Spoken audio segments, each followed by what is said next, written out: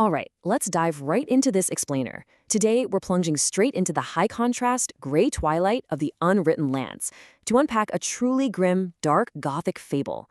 It's a story that brilliantly weaves together Nietzschean philosophy, the concept of madness, and the actual grinding mechanics of morality. It uses some incredible dialogue to force us to examine the foundational beliefs we hold about ourselves and our society. It's dark, it's intense, and it essentially holds a mirror up to the very nature of truth itself. So let's get into it.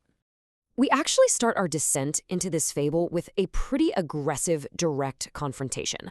We meet a character known as the uncanny Jester, but he doesn't just exist within the story, right? He aggressively twists his body to break the fourth wall, completely seizing your perspective. He tells us. He says he is not afraid. He means he is. He says truth dies. He means it inconveniences.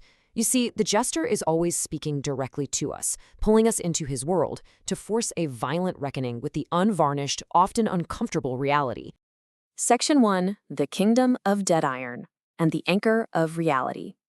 Now, before we can really wrap our heads around the chaotic nature of the Jester, we have to look at the unrefined stone foundation he's standing on, and more importantly, that massive shadow looming directly behind him. That shadow belongs to the Knight of the Iron Word. This knight is a towering, totally motionless monument to static morality. For centuries, he has stood as the absolute baseline of reality, a silent, dead anchor built by the meticulous ink of some ancient scribe. His entire purpose is to ensure that the kingdom remains predictable, cold, and, well, utterly dead. And this contrast brilliantly illustrates the philosophical war at the very heart of our fable. On one side, you have the knight's rigid armor, forged from the heavy Du musst, which translates to thou shalt. This is exactly what Nietzsche recognized as passive nihilism.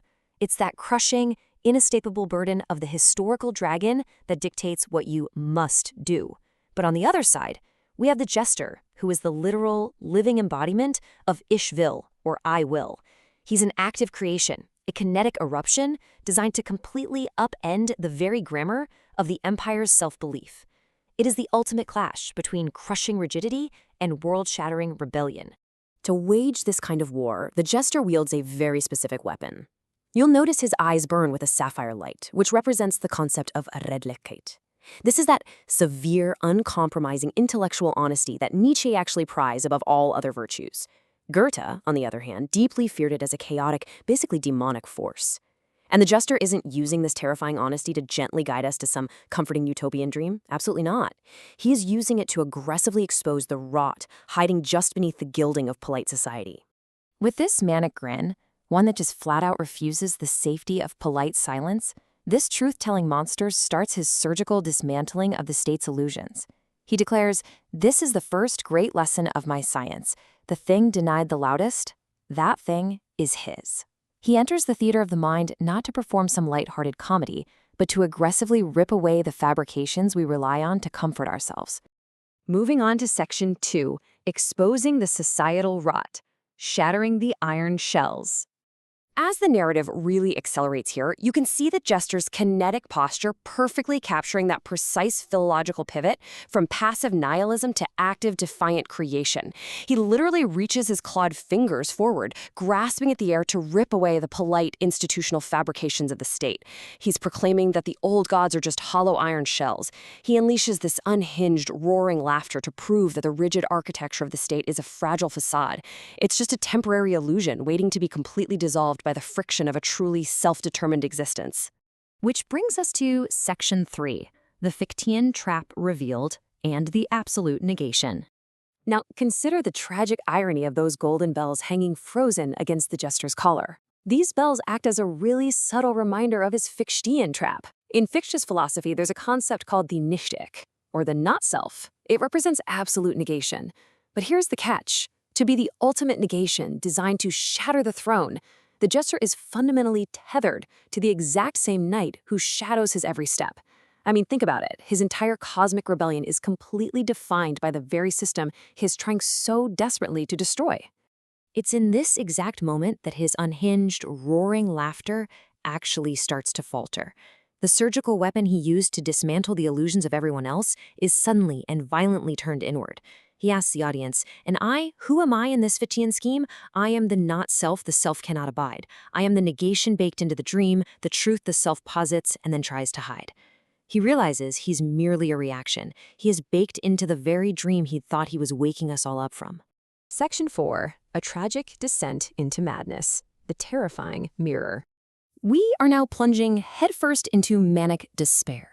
The Jester's weaponized honesty, that burning sapphire light of Redlichkeit, forces him to look directly into the terrifying mirror of his own predetermined purpose. He frantically realizes, but here is what not even I have seen, that in exposing what the kingdom keeps, I too am kept. I too have something between my mask and face. I too shall lose my sleep. He suddenly recognizes that in this rigid kingdom, despite all his chaos and rebellion, he entirely lacks true freedom.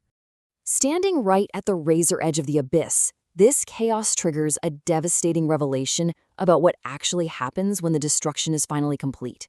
He admits, the mirror that I raise does not choose sides. It shows all things that stand before its face. The Jester who reveals what reason hides must one day stand before the mirror's gaze. It's a profoundly dark moment of psychological reckoning.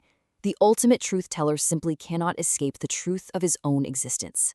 Because this process of active creation, it essentially requires 3 tragic steps. Step 1.